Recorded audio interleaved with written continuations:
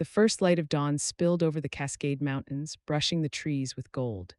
Mist clung to the valleys of the Evergreen Wildlife Reserve, where morning always began with sound: the cry of an eagle, the chatter of squirrels, the soft hum of wind across pine needles. Dr. Evelyn Grant, 60 years old, stood on the porch of the rehabilitation center, hands wrapped around a chipped mug of coffee. She had lived here for 25 years, helping creatures the world forgot: the broken, the orphaned, the nearly gone. She thought she'd seen everything, until the day she met Riley.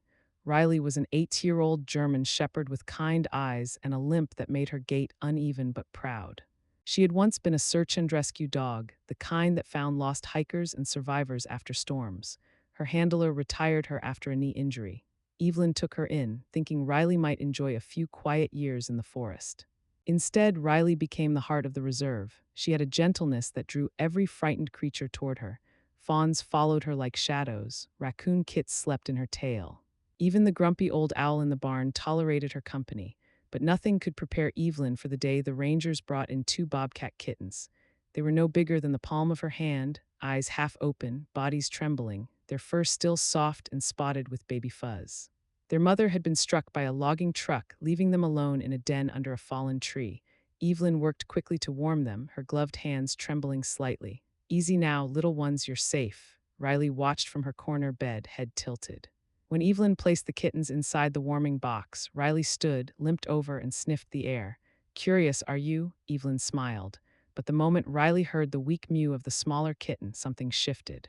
She lay down beside the box, pressing her body close for warmth, whining softly, the same sound she once made for her own litter years ago. Evelyn hesitated. She'd seen dogs harm wild kittens before, mistaking them for prey, but there was something different in Riley's eyes. "All right, girl," she whispered, "let's see what you can do." She opened the box. Riley extended her nose carefully, then began to lick the kittens, slow, deliberate strokes that made them squirm and squeak. Within minutes, both had curled into the thick fur of her chest. That night, Evelyn watched in disbelief as Riley wrapped her body around the kittens, keeping them warm through the bitter mountain cold. By morning, the smallest one had begun to purr. Days turned into weeks. The bobcats, now named Ash and Willow, thrived under Riley's care. They climbed her tail, bit her ears, and pounced clumsily across her back while she endured it all with saint-like patience. Evelyn often caught herself smiling at the sight. The massive shepherd lying still as 2 wild cats wrestled across her paws. When Riley wasn't nursing them, she was teaching. She showed them how to move quietly through grass, how to listen for danger, how to explore but never stray too far. Evelyn began to document the process for a national reintroduction program, but privately she believed it was more than instinct, it was love. Then came the phone call that would change everything. The voice on the line belonged to Mark Rivers, director of a smaller sanctuary 50 miles south.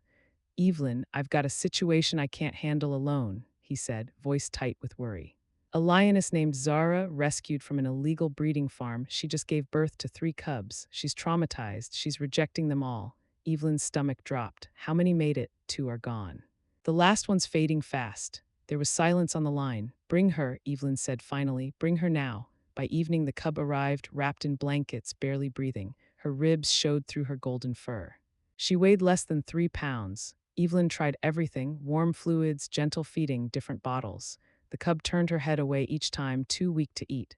Riley sat beside the table, watching intently. After another failed attempt, Evelyn sighed, exhaustion in her bones. "I don't think she's going to make it." Riley stood, moved closer, and nudged Evelyn's arm with her nose. Then, without waiting for permission, she stepped beside the cub, lay down, and began to lick its face, slow, rhythmic, maternal. The cub twitched. Then it opened its mouth and mewed softly. Riley shifted, lowering herself until the cub pressed against her belly. Within seconds, the little lion began to nurse. Evelyn froze. The room went still except for the tiny sound of life returning. Mark's eyes filled with tears. "She's doing it, she's saving her," Evelyn whispered. "Her name's Amara, it means eternal." What followed defied logic and nature. Riley now had 3 children of 3 species, 2 bobcats and 1 lion. She treated them all the same. She groomed them, played with them, and taught them boundaries. Ash and Willow learned to stalk through leaves. Amara learned to wrestle gently, her oversized paws clumsy and endearing. Volunteers at the reserve often gathered just to watch this strange little family. The sight of a shepherd leading 2 spotted cats and a tiny lion through the forest felt like something out of a fairy tale. Evelyn photographed everything, and soon the story spread. National Geographic called it the family without borders. But for Riley, fame meant nothing. Her world was her babies. When one of the bobcats climbed too high, she barked softly, the way a mother warns, not scolds. When Amara grew jealous, Riley stepped between them, her gaze firm but gentle. At night, Evelyn would walk past their den and hear the steady rhythm of three different heartbeats pressed against one another, wild, domestic, royal, united under one mother's warmth. For months, the world seemed perfectly right. Until nature reminded them it never stays that way for long. By late summer, the bobcats had grown lean and strong. They stalked insects, practiced pouncing, and hissed at the smell of strangers. Their instincts were calling. Amara, meanwhile, was nearly Riley's size, her mane just beginning to fuzz around her neck. Evelyn knew what had to come next. The bobcats were ready for the reintroduction and closure. And Amara needed to return to Mark's sanctuary, where other young lions awaited. But how do you explain separation to a mother who's loved across species? The transition began slowly. Each day, Riley watched as the bobcats spent longer hours beyond the gate. She would pace, whine, and finally settle by the fence until they returned. Then came the day they didn't. That night, Riley lay beside the empty bedding, nose pressed into the cloth that still carried their scent. She refused food for 2 days. Evelyn stayed by her side, whispering, "You did your job, girl." They're safe now. A week later, they brought Amara to the transport crate. The young lioness resisted at first, roaring softly, looking back toward Riley again and again. Riley pressed her head against the bars, whining low, a mother's goodbye. When the truck disappeared down the mountain road, the forest felt silent. Riley returned to her duties at the reserve, nursing orphaned deer, guarding the nursery, but something had changed. She was gentler now, slower, as if part of her heart had been sent away with them. Spring returned to the Cascades 2 years later. Evelyn was in the greenhouse when she heard it, Riley barking wildly outside, not in fear but excitement. She followed the sound to the northern fence. There, sitting calmly on the other side, was a full-grown bobcat with a white patch on his chest. Evelyn froze. "Ash," she whispered. Riley pressed her nose to the wire, tail wagging furiously. The bobcat chirped, a sound they make only to their young or their mothers. He rubbed against the fence while Riley lowered her head, whining softly.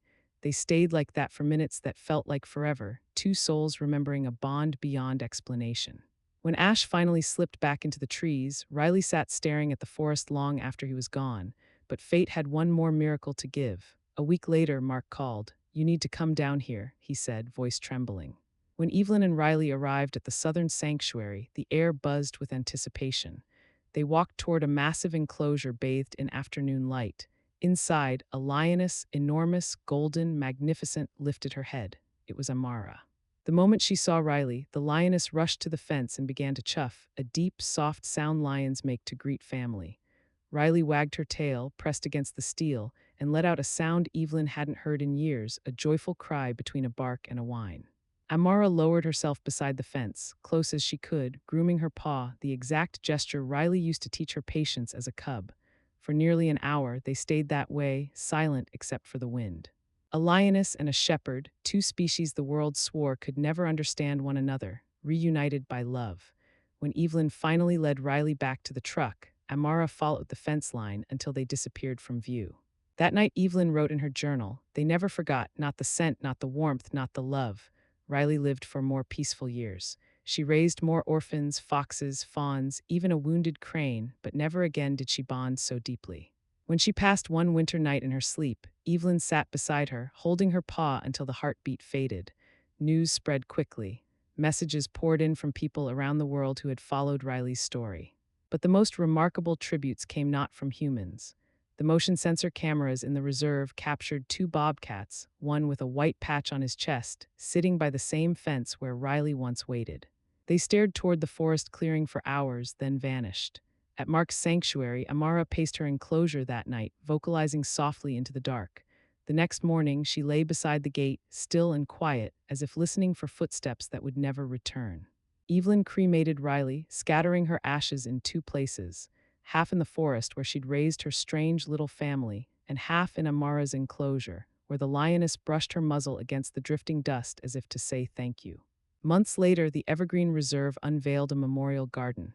At its center stood a bronze statue, Riley lying peacefully, one paw draped over 2 bobcat kittens and a tiny lion cub. The inscription read, Love knows no boundaries, no species, no limits. Visitors often asked Evelyn if the story was true. Did one dog really raise wild cats and a lion? Did they truly remember her years later? Evelyn would smile and point toward the trees. Stay quiet long enough, she'd say, and you might see a bobcat watching from the shadows. He comes every spring. I like to think he's still keeping an eye on his mother. In her final years at the reserve, Evelyn often spoke to young volunteers about Riley. She told them love wasn't something humans owned, it was the oldest force on Earth, shared by every living thing. A mother's heart, she said, doesn't ask what you are, it just knows who you are. And somewhere, far beyond the mountains, under the starlit skies of Washington, a lioness would still chuff whenever she saw a shepherd, remembering the one who gave her life when her own mother could not.